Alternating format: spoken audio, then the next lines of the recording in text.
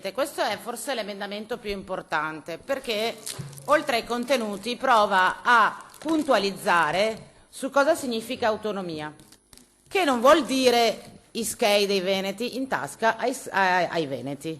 Il concetto di autonomia invece, così come previsto dalla Costituzione, dice che io devolvo le funzioni alla Regione e riconosco alla Regione le risorse economiche, finanziarie e umane per svolgere quella funzione. Cioè il principio di trattenere direttamente il gettito fiscale prodotto nel territorio sul territorio è un principio contrario alla Costituzione, che affida allo Stato l'esclusiva competenza rispetto alla tassazione ed è contrario al principio che collega l'imposizione fiscale, la soggettività fiscale, non al territorio in cui abita, si trova o vive quella persona, ma appunto alla persona stessa.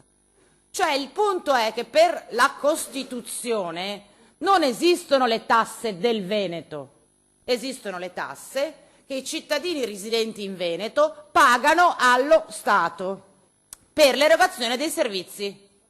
Quindi con questo emendamento io chiedo, tenuto conto dell'impossibilità di trattenere direttamente il gettito sul territorio, perché contrario ai principi di cui vi ho parlato, sarà indispensabile che però, qua c'era un parere favorevole, capogruppo Villanova, sarà indispensabile motivare le modalità di trasferimento delle risorse, quindi calcolare in maniera corretta i trasferimenti, perché infatti secondo me non l'avete letto bene questo emendamento, per cui c'è poco da ridere. Aveva un parere favorevole, tu l'hai capito, vuoi che te lo rispieghi? Vuoi un disegno? Ah, ok.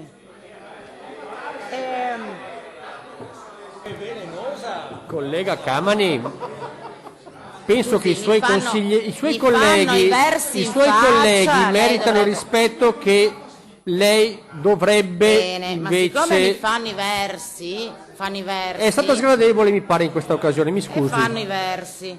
Quindi chiedo che ci sia la possibilità di misurare le risorse che serviranno esclusivamente all'esercizio delle funzioni qualora ci vengano derogate.